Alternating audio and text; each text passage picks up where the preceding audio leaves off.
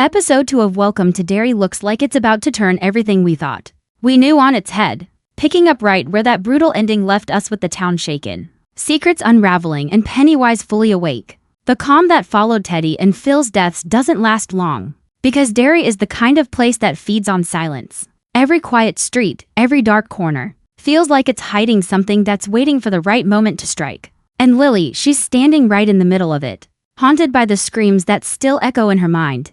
The guilt is eating her alive. The nightmares are getting worse. She knows what she saw, but like every poor soul who's ever lived in Derry, nobody believes her. And that disbelief, that ignorance is exactly what Pennywise wants. The first few moments of the new episode make it clear that Lily's story is far from over. We see her slipping deeper into paranoia, replaying that night again and again, trying to convince herself she didn't imagine the shape she saw in the fog. But the more she tries to bury it, the stronger it becomes. Derry itself starts to feel alive, almost reacting to her fear. Lights flicker, pipes groan, whispers echo through the halls. It's like the whole town is taunting her, reminding her that the evil down there never sleeps. Meanwhile, the local police are scrambling to make sense of the carnage from episode 1. They've already decided who to blame: Ronnie's father, a man who's just as broken as everyone else in this cursed town, trying to hold it together for his daughter while the walls close in. But no one can see that what's really happening isn't something you can lock away in a cell or explain in a report.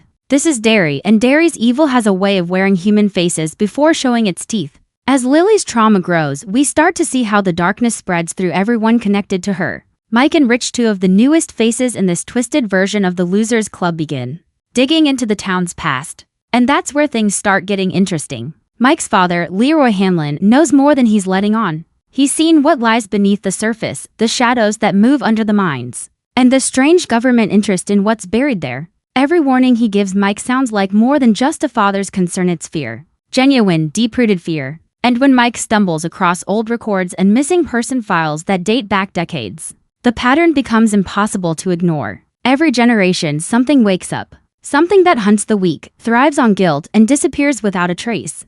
And every time, the people of Derry pretend not to see it, but this time, pretending won't save them. The fog that blanketed the town in episode 1 isn't gone, it's thicker now, heavier. It creeps in at night, swallowing streets whole.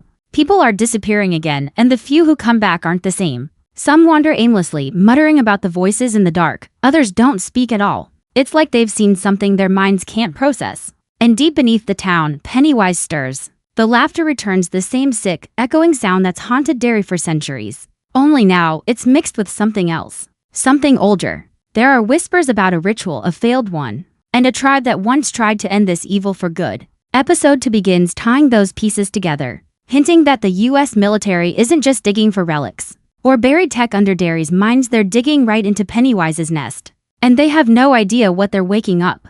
General Shaw and his team think they're uncovering the past. But what they're really doing is freeing something that should have stayed buried forever. And when Dick Howard starts hearing the same voices that have been plaguing Lily, that's when we realize whatever's sleeping beneath Derry is finally opening its eyes again. Because here's the truth, this isn't just another haunting. This is the start of something much bigger. And Pennywise? He's just getting started. As the story unfolds in episode 2, the air around Derry starts to change. You can almost feel it creeping in through the screen. Like the town itself knows something bad is coming. People are restless. Strangers glance over their shoulders more often. The fog doesn't just cover the streets anymore, it seeps inside homes, curling around the windows, pressing against the walls like it's searching for a way in. And that's when we start to see the cracks forming in everyone's sanity. Lily's nightmares are no longer staying in her head. She wakes up drenched in sweat, convinced she's still in that sewer, still hearing Teddy calling her name from somewhere deep below. And when she looks in the mirror for a split second, her reflection smiles back at her before she does. It's not her face. It's his. Pennywise's grin, wide, twisted, impossible to forget. The moment pauses, but the damage is done. Meanwhile, Mike and Rich's curiosity pulls them deeper into the town's history. And that's where the danger really begins. They find an old ledger in the library basement, one that dates back to the 1700s, listing names of people who went missing long before anyone even knew what Derry was. And at the bottom of every page, scribbled in handwriting that looks too fresh to be that old, are the same two words: he returns. That's when it hits them. This isn't just a curse or coincidence. It's a pattern, a cycle that's been repeating itself for centuries. Every 27 years, Derry bleeds and something feeds. The realization shakes them to their core. especially when they learn that the cycle has already started again. The fog, the voices, the missing people, it all fits at the same time. The military's mission beneath Derry mine takes a darker turn. General Shaw orders Leroy Hanlon and Dick Howard to continue digging. After their equipment starts picking up strange readings underground. The deeper they go, the weirder things get. Machines malfunction, radios pick up voices that shouldn't be there. And soldiers report seeing shadows move against the tunnel walls even when there's no one around. Howard, with his psychic sensitivity, begins to hear faint laughter echoing through the rock, laughter that feels alive, taunting, ancient. He tries to warn Shaw, but the general's too obsessed with his mission to listen. He's convinced they're about to find something that could change everything, something not of this world. But what they don't realize is that they're already being watched. Pennywise doesn't need to walk among them to see what they're doing. He can feel them, sense their curiosity like a signal in the dark. And curiosity in Derry always comes with a price. Leroy starts noticing that the men are changing. Some of them whisper to themselves, others go completely silent. One even vanishes without a sound, his helmet found days later. Bent in half like something enormous had crushed it. That's when Leroy begins to understand they're not digging toward something. They're digging into it. The ground beneath Derry has always been cursed for a reason. And now they're waking the nightmare that was meant to stay buried. Back on the surface. Lily starts seeing signs that she's not alone in her suffering. The children who survived the fog are having breakdowns. One boy refuses to go near the drains. Another hasn't spoken since the night of the attack. Teachers think it's trauma, but Lily knows better. Derry doesn't let go of its victims, it plays with them. Every night she hears balloons popping in the distance, and once, she swears she saw a single red balloon floating across the sky, glowing faintly in the fog before it disappeared. It feels like a warning, or maybe an invitation. The deeper episode to goes, the more connections we start to see between past and present. Flashbacks show us glimpses of the Native American tribe that once tried to trap Pennywise centuries ago, led by the Shaka people. Among them, we meet Tanal, the same man whose voice we heard in the trailer saying, "They went into my mind." Through his visions, we start to understand what happened during the original ritual that failed. The tribe wasn't just fighting a monster, they were fighting an illusion. Pennywise didn't need to overpower them physically. He got into their minds, made them see their worst fears, made them turn on each other. And that's why the ritual of Chud failed. They weren't defeated, they were deceived, and now, it's happening again. The same fog, the same illusions, the same slow poisoning of the mind. Howard and Tanal's paths seem to cross through something unseen. A shared connection through the shine. Both of them sense the same presence. Both know it's not human. But while Howard tries to study it, Tanal wants to destroy it. And the moment their psychic paths collide, the darkness reacts. The mind trembles, and for a split second, everyone hears it, the faint sound of a child laughing, echoing from somewhere far below. Pennywise isn't hiding anymore. He's waking up. The ending of Section 2 sets the tone for the chaos that's about to erupt. The town's losing control, the military's digging into something they can't understand, and Lily's losing her grip on reality. But all of it, every scream, every shadow, every balloon, it's leading to one thing. The full return of Pennywise the dancing clown, and once he's fully awake, Derry will never be the same again. By the time episode 2 reaches its midpoint, the feeling in Derry shifts from quiet tension to full-blown dread. It's not just whispers or strange dreams anymore. Something is moving through the town, watching, testing, waiting for the right moment to strike. People start going missing again, and this time, the police can't ignore it. Posters start appearing on every corner. Faces of missing kids plastered next to flickering streetlights that buzz through the fog. But no matter how many search parties are formed, nobody ever finds anything. No footprints. No signs of struggle. Just the same eerie patterned vanishings that seem to happen right after the fog rolls in. And that's when the questions start. People begin wondering if maybe Lily was right all along. But by the time they start to believe her, it's already too late. Because believing doesn't save you in Derry, it just makes you next. Lily's mind starts to unravel as her guilt and trauma blend into obsession. She spends her nights going through old maps, police reports, and news clippings, tracing the disappearances through history. Every red pin she sticks in the board leads back to the same area, the Derry sewers. The same place she swore she'd never go near again. But something about it keeps pulling her back, like she's being called. She tries to tell herself it's for closure, that she needs answers to move on, but deep down, she knows it's more than that. Derry has a way of drawing people in, especially the ones who've already seen too much. And when Lily starts seeing Teddy in her dreams, standing in the fog, reaching for her, whispering her name, she knows what she has to do. It's the same trap every loser has fallen into before, curiosity wrapped in guilt, pushing them right back into the darkness. Meanwhile, underground, The military's operation spirals out of control. Leroy Hanlon and Dick Halloran are deeper than ever in the tunnels, miles below the town, surrounded by silence that feels alive. Their radios no longer work, their compasses spin aimlessly, and the deeper they go, the more reality starts to bend. Halloran sees flickers of light that no one else sees, faces forming out of shadows, hands reaching from the walls, and whispers that call him by name. It's like the air itself is whispering to him, twisting his thoughts, showing him things that couldn't possibly be real. He tries to tell Leroy they need to stop, that something down there is pulling them in.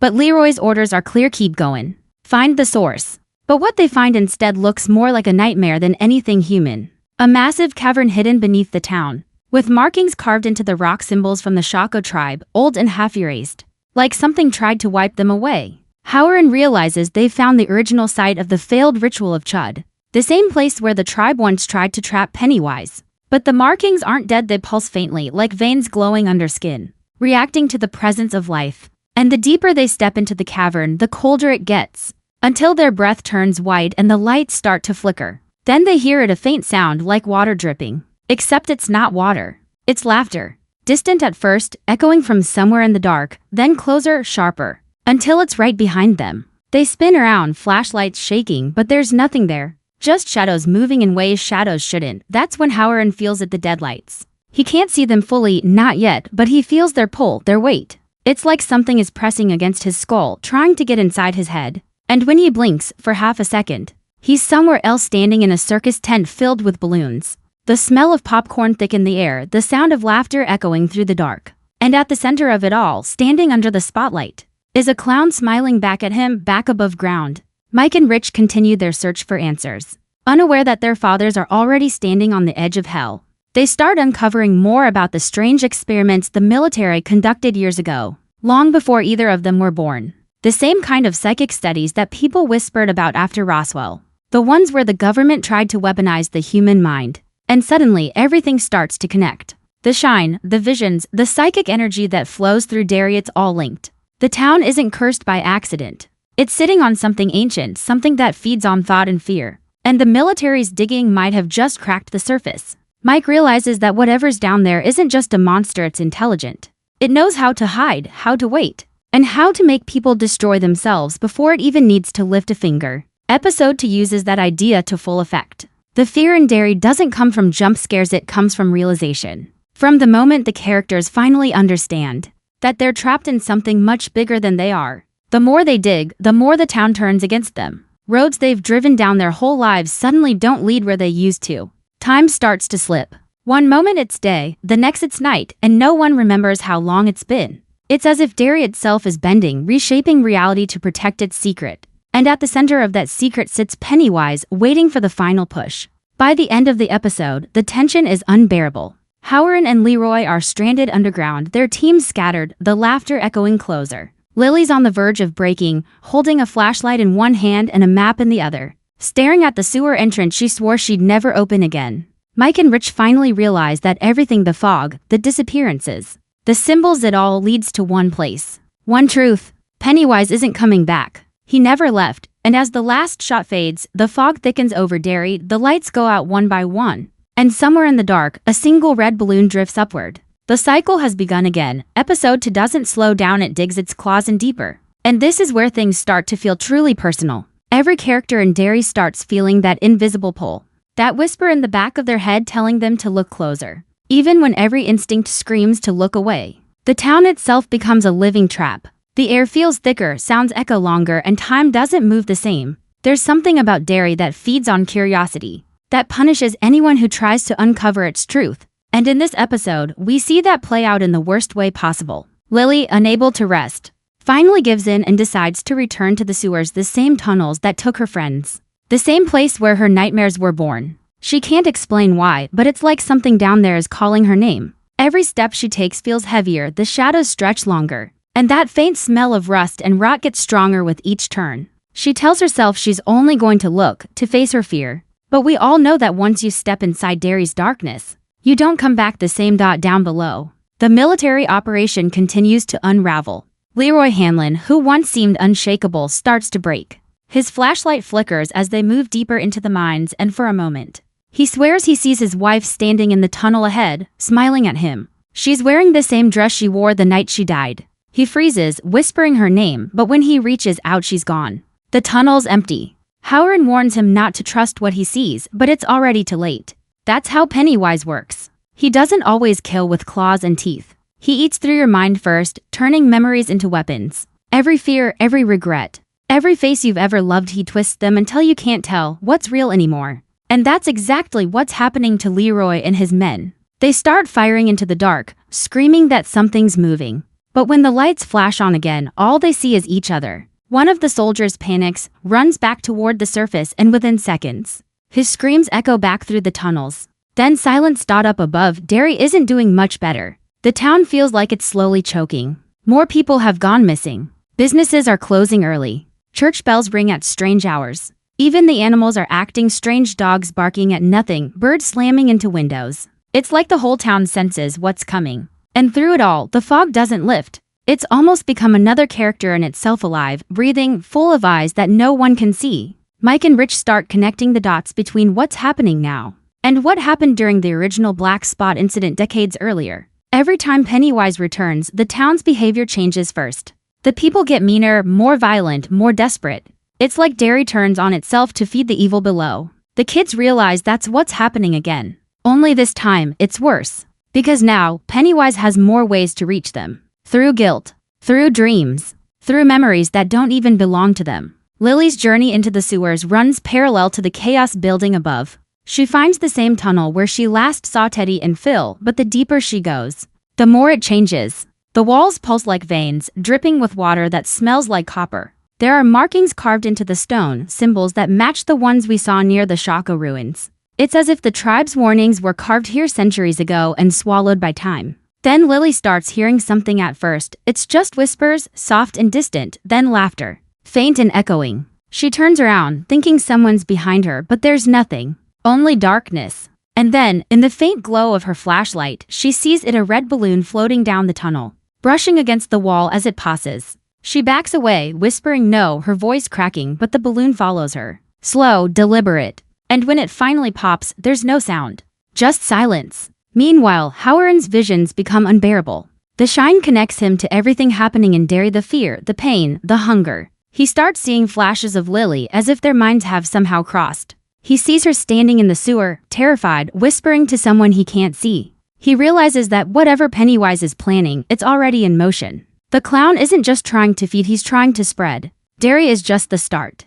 Howard tells Leroy that they have to seal the tunnels, destroy the site before it's too late. But Leroy refuses. He's seen what's buried here, and he knows it's not something you can kill with bullets or fire. If we wake it up completely, he says, we're done, but the truth is, it's already awake. Above ground, the fog grows denser. People start reporting hallucinations, children seeing figures in their rooms at night. Adults swearing they hear laughter under the floorboards. The local radio cuts out mid-broadcast, replaced by static that almost sounds like a carnival tune. Panic spreads fast. The mayor tries to reassure everyone that it's just a weather anomaly, but nobody buys it. The town feels cursed, and for once, people are starting to admit it. Mike and Rich decide it's time to tell Lily what they've learned. But by the time they reach her house, she's gone. The doors open, the lights are still on, and her notebook full of sketches and notes about Derry's history lies open on the table. On the last page, written in shaking handwriting, are the words, "He's here." Episode 2 builds toward its breaking point with all these threads tightening at once. The mine is collapsing. The fog is swallowing the town. And Lily is lost in the sewers, face to face with the truth. The final moments are pure chaos, a perfect storm of fear, confusion, and revelation. Howard screams as the deadlights finally reveal themselves, flooding the tunnel with blinding color. Leroy tries to pull him out, but he's frozen, eyes wide, staring into something infinite. Above, Lily finally reaches the chamber where it all began. She sees the markings glowing faintly on the walls, the air vibrating with sound. And at the center of it all, a shape forming in the dark. Not fully human, not fully anything. Just that smile, wide, sharp, and impossibly familiar. Pennywise's home. The final stretch of episode 2 doesn't just wrap things up, it drags you right into the heart of Derry's nightmare. Everything that's been building finally explodes. The moment Lily locks eyes with that shape in the dark, time stops. The air turns heavy, almost liquid, and she can't move. The walls start breathing, the water ripples without sound, and that grin. That impossible grin stretches wider. She can feel it watching her, feeding on every flicker of fear in her body. Her flashlight flickers, the beam catching pieces of something painted on the wall faces. Hundreds of them screaming in silence. It's like Derry's ghosts are trapped in the rock itself. Then that voice comes, not from outside but from inside her head. Calm, mocking, familiar, "You've come home." Little light, Lily drops her flashlight and for a second, we only see the faint glow of red eyes in the dark dot. At the same time, chaos erupts above. The town's sirens start blaring even though no one turned them on. Power lines spark, the fog thickens until it's like walking through smoke. And people start running through the streets without knowing why. Something in Derry has woken up, and it's not just Pennywise, it's the town itself.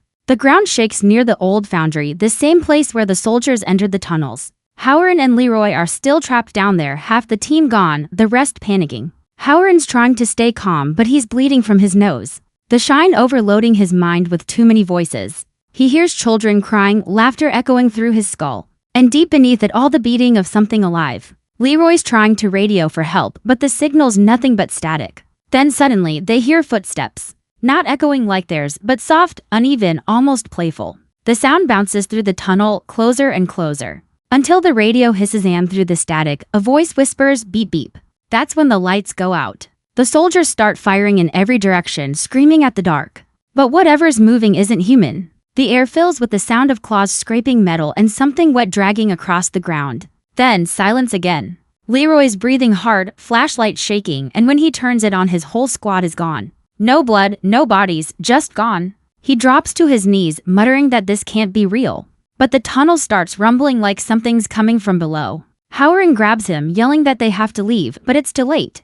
The floor cracks open beneath them, revealing an endless black pit that glows faintly red at the bottom. The two men barely hang on as the ground splits wider, the noise deafening. From the darkness below, a shape begins to rise. Long, twisting limbs. That grin again. The same one Lily saw. Howard screams for Leroy to run, but Leroy's already gone, pulled into the dark by something unseen. Back in town, Mike and Rich are desperate. They've pieced together enough to know the truth. Derry's curse isn't random. It's cyclical. Every generation, the evil returns stronger, using fear to rebuild itself. But this time, there's something different. It's adapting. It's not just haunting people anymore. It's learning from them. Every person who's lost someone, every tear shed, every nightmare dreamt, it's all feeding the cycle. They realize Lily might be the key, not because she's brave, but because she's connected to the history in a way no one else is. Her grandmother was one of the last survivors of the Shako tribe, the ones who carved the warnings. Lily's bloodline carries the memory of what came before, and that's why Pennywise wants her. He doesn't just want to kill her. He wants to use her to anchor himself to stay forever. Lily, trapped in the heart of the sewer, starts piecing it together too. Between flashes of fear, she sees those carvings clearer now. They tell a story not of a monster but of a cycle. A creature that feeds on memory, on fear, reborn every 27 years. Bound to the land through sacrifice. The Shako tribe tried to stop it once, sealing it with blood. But the town grew over it, forgot the warning, and rebuilt the cage without knowing it. And now the cage is breaking. As Lily reaches the center chamber, she finds something floating in the water, a small wooden box. She opens it, hands shaking, and inside is a single silver coin, engraved with the same mark from the tribe's carvings. The moment she touches it, she's pulled into a vision. She sees Derry burning, children running, the river red with blood. And above it all, that laugh echoing through time. She drops the coin, gasping for air, and when she looks up, Pennywise is standing inches away. "You've seen too much," he whispers, his voice echoing through the chamber like it's coming from everywhere at once. Now it's your turn to float, but before he can reach her, the chamber begins to collapse. The mine explosion set by the soldiers finally hit, shaking the tunnels apart. Water floods in fast. Lily runs, choking on the smoke and dust, barely holding onto the walls. Pennywise's laughter follows her, growing louder, echoing from every direction. Just when she reaches the surface, a hand grabs her ankle, cold, strong, and pale. She kicks free, crawling into the light as the tunnel caves in behind her. The last thing we hear before the screen cuts to black is that faint sound of a carnival tune, soft and distant, playing through the fog dot as the episode ends. We cut to a quiet morning in Derry. The fog has lifted, but the silence is worse than the chaos. The town looks normal again to normal. The news blames the explosions on a gas leak, but those who lived through the night know better. Mike and Rich stand at the edge of town, watching the sunrise. Both of them knowing this isn't over. The camera pans to the drain beside them, where a single red balloon rises slowly, bumping against the curb before drifting into the air. Then, faintly, that laugh returns, not loud, just enough to make your stomach twist. Episode 2 ends right there, no comfort, no closure. Just that feeling that something ancient, something hungry is awake again. And this time, it's not going back to sleep.